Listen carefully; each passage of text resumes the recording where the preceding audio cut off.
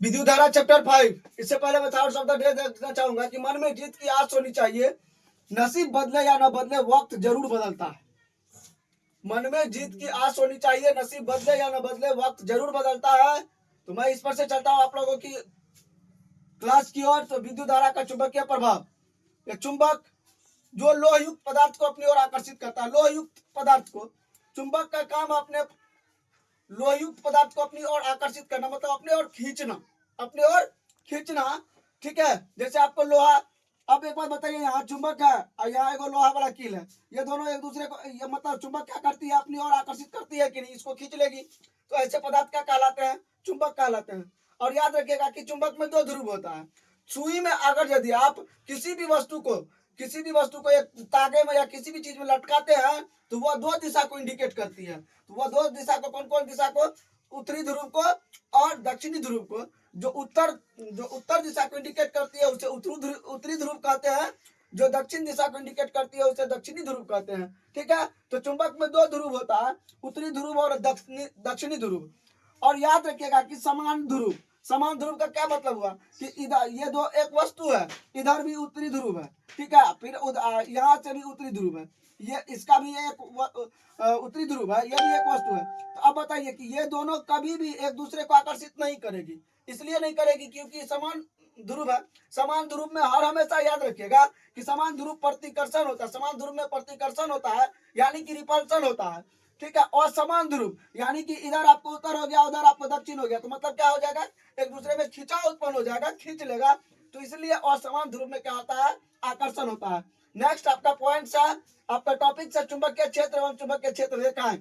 वैसा क्षेत्र जहां चुंबक को किसी कील के पास लाया जाता है, जहां चुंबक को किसी कील के पास, सपोज कीजिए कि यहाँ एक कील रखे, हम यहाँ एक कील रखे, यहाँ कील है और इस कील को हम उठा के, यहाँ चुंबक है, ठीक है, यहाँ चुंबक है, इस कील को हम उठा करके यहाँ रख दिए, यहाँ रख दिए।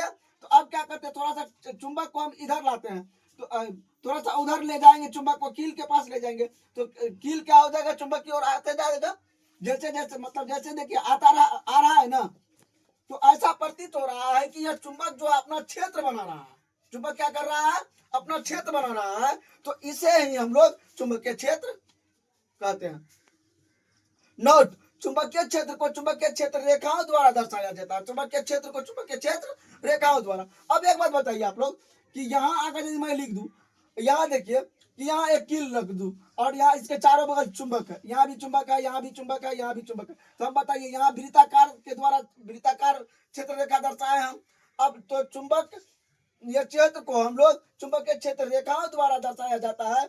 नोट, विद्युत धारा चुंबकीय क्षेत्र उत्पन्न करता है, विद्युत धारा चुंबकीय क्षेत्र को उत्पन्न करता है।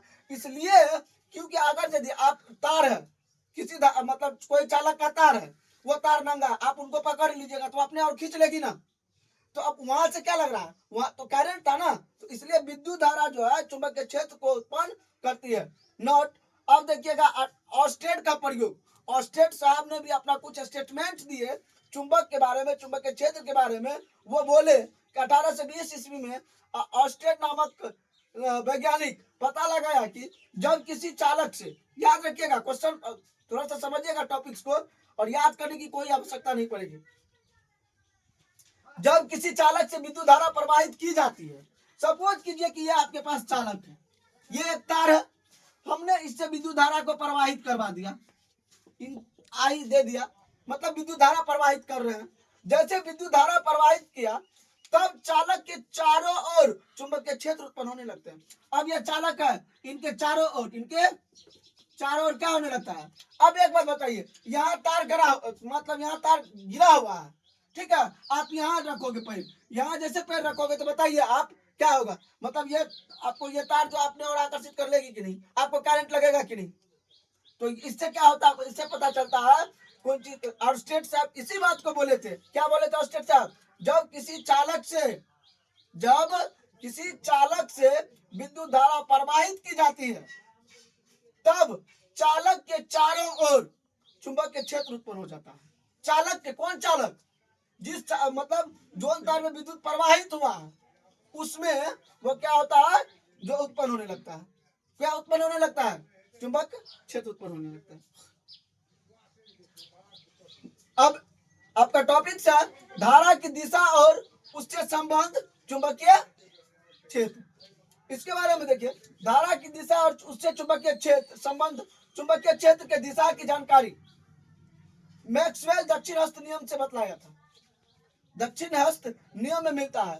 मैक्सवेल क्या किया कि दक्षिण हस्त नियम, जो दाहिना हाथ का पूरा दाहिना हाथ लिया, दाहिना हाथ को क्या किया, चारों उंगली को मोड़ दिया, चारों उंगली को मोड़ दिया। चारों उंगली को मोड़ देने के बाद जो है वह पांचवा अंगूठा जो था उनका वो खड़ा रहा।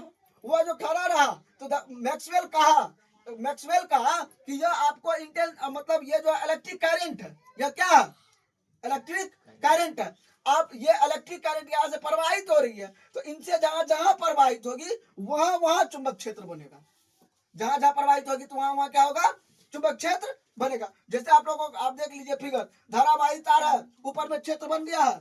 चलिए नेक्स्ट है आपका कि यदि वही अब उसी का बात है, मैक्सवेल ही कहा है यदि धारावाही तार को दाएं हाथ की मुट्ठी में, चलिए हम लोग क्या करते हैं, दाएं हाथ की मुट्ठी में ले लिए धारावाही तार को, क्या किए, धारावाही तार को मुट्ठी में ले लिए हम लोग। चलिए नेक्स्ट क्या है, ध्यान से देखिएगा, यदि धारावाही तार को दाएं हाथ की मुट्ठी में, दाएं हाथ के हम लोग मुट्ठी में, नेक्स्ट इस प्रकार पकड़ा जाए कि अंगूठा धारा की दिशा की ओर, अंगूठा किसकी ओर, धारा की, यानी कि मतलब धारा जा रही है, क्या कर रही है, धारा जा रही है, ठीक। अब धारा की दिशा की ओर संकेत करता है, वो धारा मतलब यह संकेत करता है कि यह धारा बह रहा है, धारा जा रहा है, विद्युत धारा चल रहा है, ठीक है। अब धारा की दिशा की ओर संकेत करता है तो हाथ की अन्य अंगुलियां, अब एक बात बताइए, ये दक्षिण, ये अंगुष्ठ, ये हाथ है, हम लोगों ने इसको मोड़ लिया, इसको जैसे मोड़ लिया, अब एक बात बताइए, तो ये अंगूठा जो है, यहाँ तो धारा प्रवाहित हो रही है, ये धारा जो प्रवाहित हो रही है, हम लोग का कितना उंगली मुड़ा हुआ है, 4 उंगली मुड़ा हुआ है। तो मैक्सवेल का हल्का कि यह जो अंगूठा, ये तो ऊपर की ओर इंडिकेट करती है, लेकिन ये चारों जो आप देख रहे हैं मुड़े हुए, ये क्या है, ये चुंबक क्षेत्र उत्पन्न करता है। यह कौन सा क्षेत्र उत्पन्न करता है, चुंबक क्षेत्र उत्पन्न करता है। और अन्य अंगुलियां जो है चुंबकीय क्षेत्र की दिशा व्यक्त करती है। ये सब आपको क्या करती है, चुंबक क्षेत्र भी निरूपित करती है और चुंबक क्षेत्र की दिशा को भी बताती है कि यह सब दिशा है। समझ गए ना। तो अब बताइए आप लोगों को मैक्सवेल का जो समझ में आया कि नहीं। मैक्सवेल क्या कहा, यदि यदि धारावाही तार को दाएं हाथ की मुट्ठी में, दाएं हाथ की मुट्ठी में हम लोग एक्सपेरिमेंट करेंगे कि धारा मतलब तार लेंगे एगो दाएं हाथ में, पहले सबसे पहले क्या करेंगे, भर मुट्ठी पकड़ लेंगे, तार पकड़ लिए, उनके बाद धीरे धीरे अंगूठा को खड़ा किए, अंगूठा खड़ा किए, तो अंगूठा खड़ा करने के बाद हम लोगों को पता ये चल रहा है कि धारा प्रवाहित हो रहा है। अब बाकी चारों, ये आपको चारों उंगलियां जो मुड़ी हुई है, यह कहती है कि चुंबकीय क्षेत्र की मतलब अन्य उंगलियां जो है चुंबकीय क्षेत्र की दिशा को व्यक्त करती है, यह क्या करती है, दिशा को व्यक्त करती है। अंतिम में मैं कहना चाहूंगा कि यदि वीडियो आप लोगों को बेहतर लगता हो तो आप लोग लाइक, सब्सक्राइब और कमेंट्स, शेयर सब कुछ जरूर करें। और इसी तरह का मैं वीडियो लेकर के पार्ट 2 में आ रहा हूं। आप लोग तब तक बने रहिए। जय हिंद।